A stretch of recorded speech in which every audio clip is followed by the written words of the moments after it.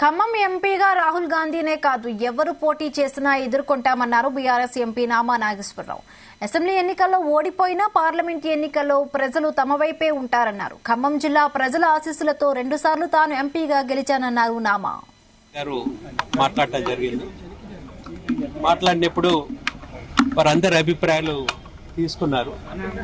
అభిప్రాయాలు తీసుకొని మనకి క్యాండిడేట్స్ గురించి ఎవరైతే బాగుంటుందని అంటే వారు అందరు కూడా వారి అభిప్రాయాలు మా నాయకుడు కేసీఆర్ గారికి ఇచ్చారు.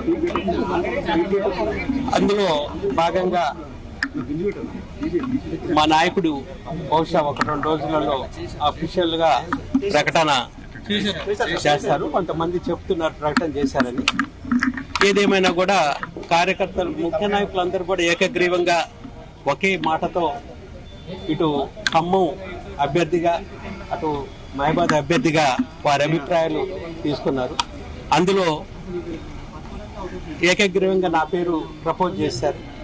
అదేవిధంగా మహబాద్లో మాలోత్ కవిత గారి పేరు కూడా ప్రపోజ్ చేశారు. మళ్ళా అఫీషియల్ గా వచ్చిన తర్వాత మళ్ళీ మీకు వచ్చానని చెప్పారు. నేను మీటింగ్ నుంచి బయటకు వచ్చాను.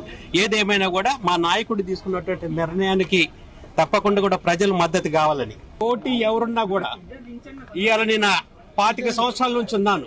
ఓటమి గెలుపులు ముఖ్యం కాదు, ప్రజాసేవ ముఖ్యం. ఆ విధంగా ప్రజాసేవలు ఉన్నవాడిని.